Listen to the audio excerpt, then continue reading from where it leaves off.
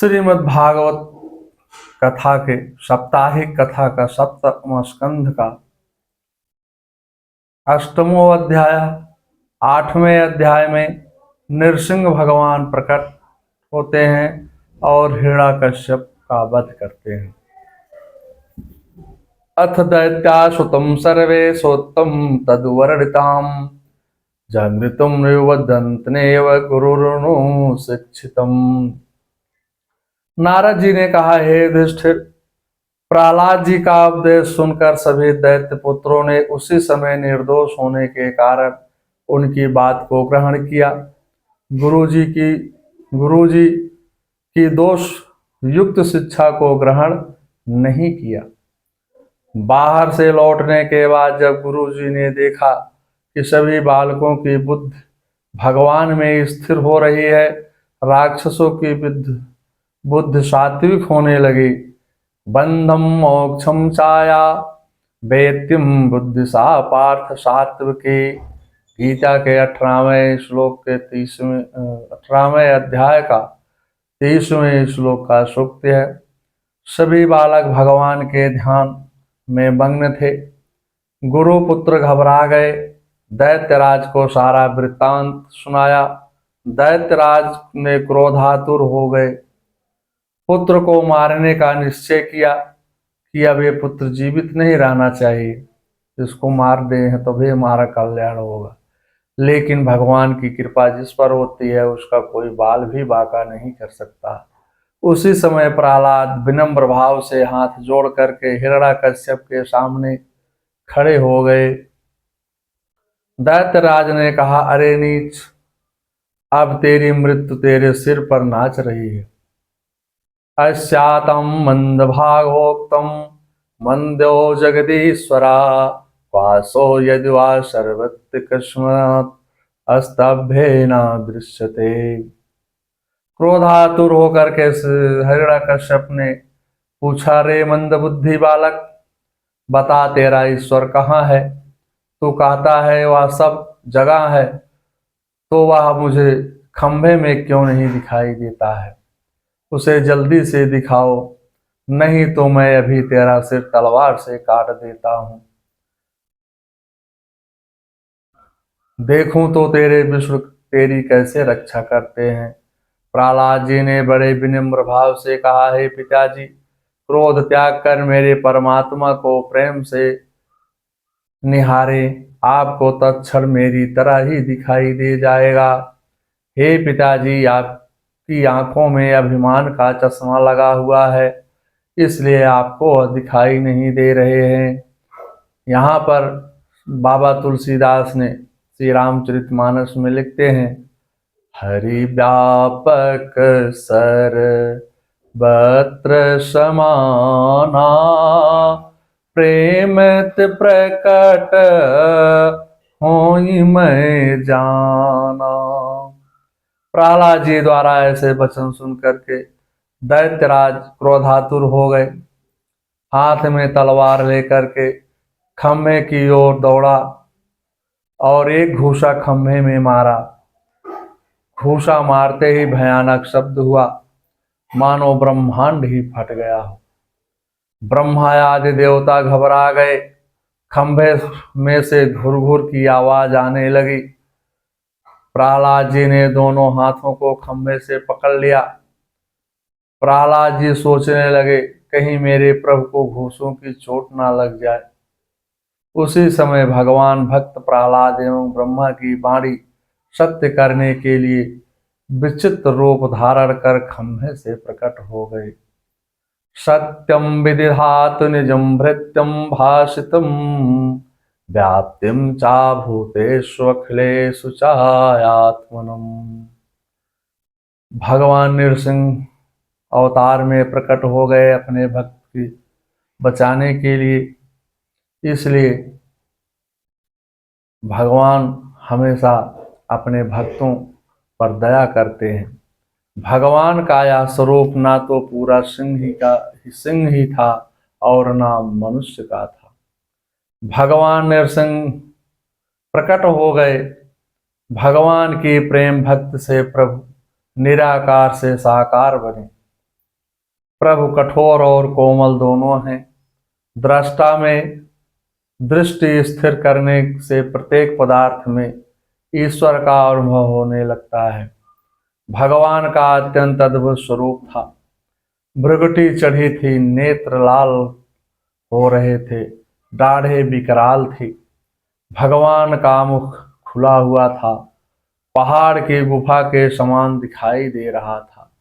हिरण्याकश्यप भगवान की विकराल आकृति देखकर सोचने लगा, अरे, ना तो यह सिंह है और ना नर ही है। ना अयम मृगो नायपि नरो विचित्रम महो किमे तन्मृगेन्द्र स्वरूपणम। कहीं माया रचने वाले विष्णु ने मुझे मारने के लिए ही तो यह रूप धारण नहीं किया है। दैत्यराज बड़े वेग से नरसिंह भगवान के ऊपर मारने के लिए झपटा।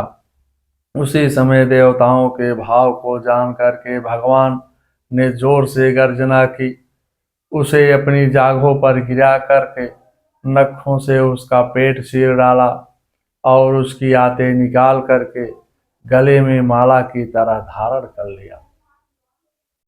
द्वायोरम आपात्यम ददार लीलया नखेत्राहि गरुड़ो महाविषम। हिरण्याकश्यप के सेवक भगवान पर प्रहार करने लगे। भगवान ने सबको पृथ्वी पर सुला दिया। सभी डर के मारे भाग गए। भगवान सिंहासन पर विराजमान हो गए। आकाश गूंज उठा।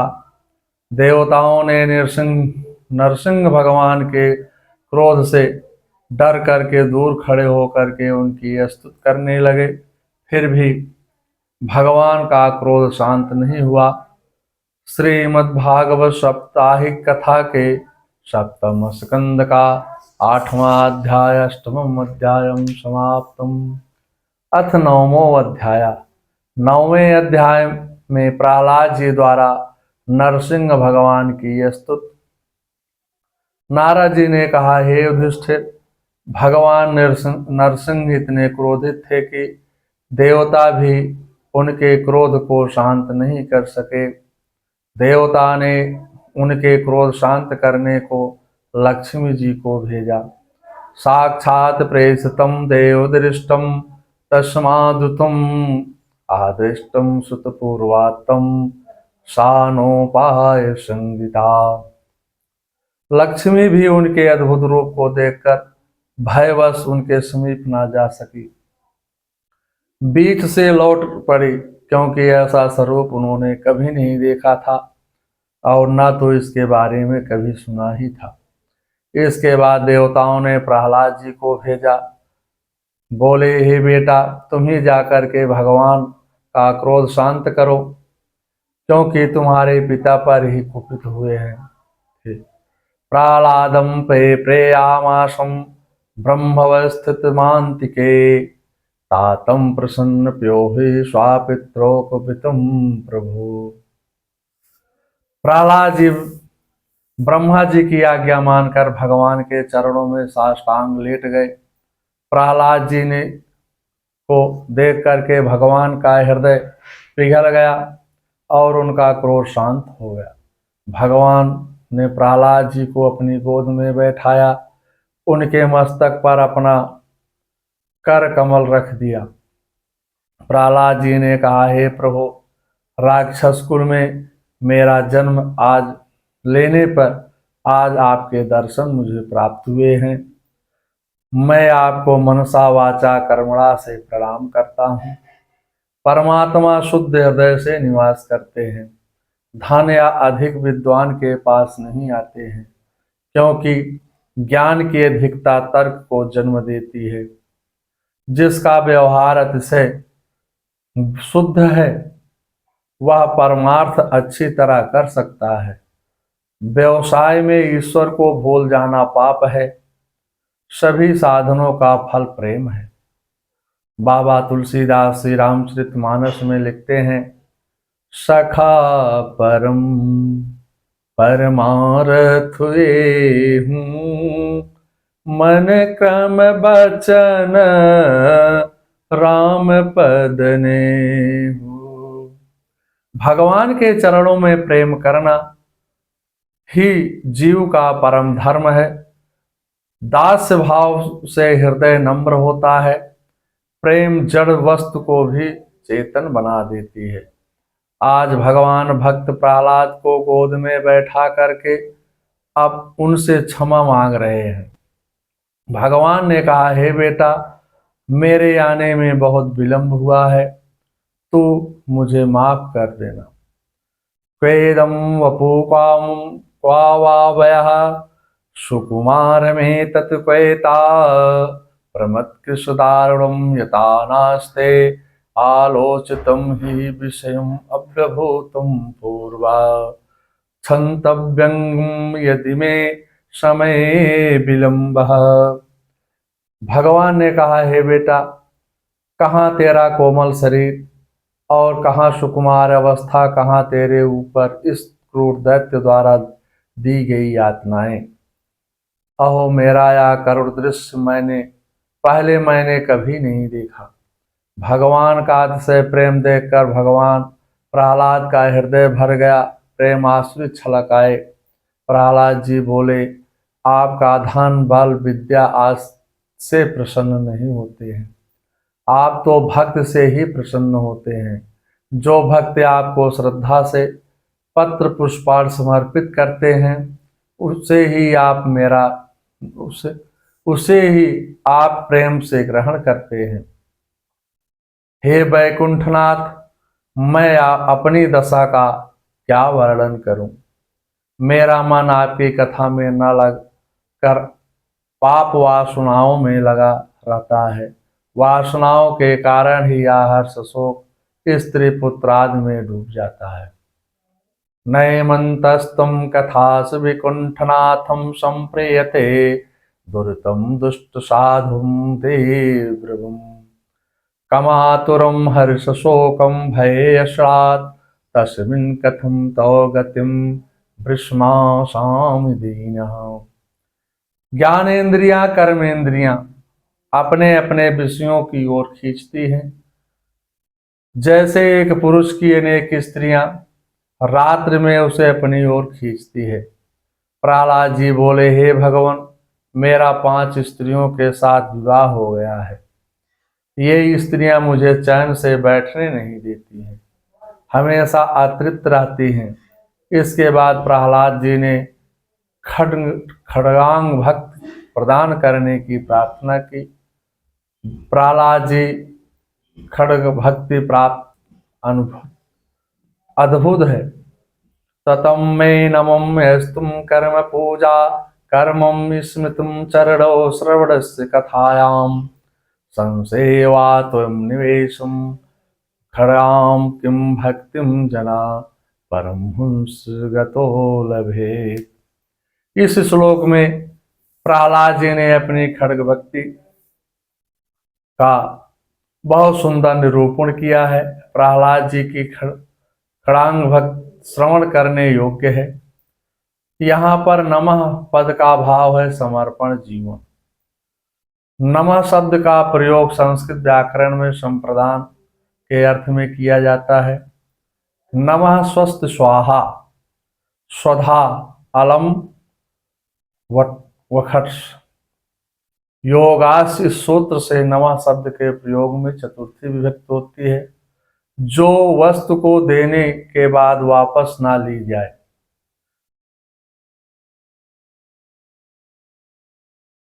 वापस ना ली जाए, ऐसे भगवान, इसका भाव यह है कि भगवान के चरणों में जीवन को समर्पण कर देना, भगवान का होकर जीवन यापन करना। स्तुति और भगवान, स्तुति और स्तोत्र में अंतर है। स्तुत रूपी कर्म का अर्थ है स्तवनम स्तुति अथवा स्तूयते अनेक स्तोत्र। अपने आप भगवान के गुणों का चिंतन मनन करते हुए भाव विभोर होकर प्रार्थना करना स्तुति है। किसी की बनाई रचना के भाव को पढ़ना स्तोत्र है। कर्म पूजा का भाव, जो कुछ भी कर्म करें वो भगवत अर्पण हो, सेवा स्मरण का भाव है। कथा श्रवण संत सेवा, यही प्रहलाद जी की खड्ग भक्ति है। भगवान आपके इस विकराल रूप को देख करके सभी डर रहे हैं, अब अपना क्रोध शांत करें।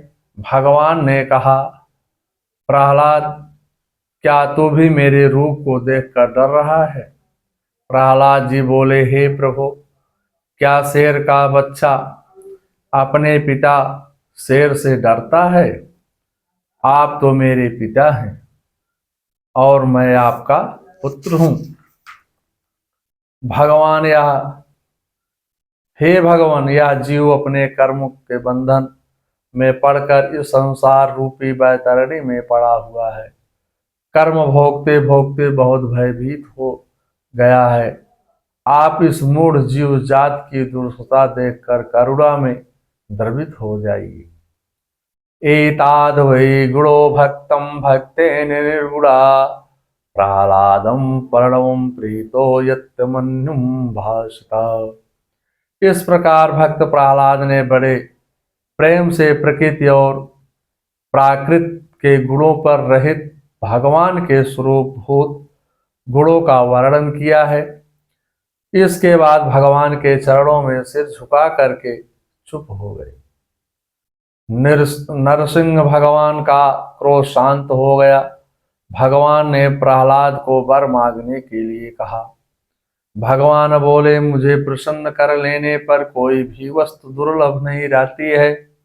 भगवान ने प्रहलाद को भौतिक पदार्थ प्राप्त करने के लिए अनेक प्रलोभन दिए, परंतु निष्काम भाव भक्त प्रहलाद ने कोई वस्तु प्राप्त करने की इच्छा नहीं प्रकट किया। एवं प्रभो प्रालोभमानोऽपि वैरं लोके प्रलोभने एकांतिवादं भगवती नैषेद्यं तान् सुरोत्तमः। श्रीमद्भागवत साप्ताहिक कथा के सप्तम स्कंध का 9वां अध्याय समाप्त होता है। मंगलम भगवान विष्णु मंगलम गरुड़ाध्वजा मंगलम पुंडरीकाक्षाय मंगलाय तनोहरि।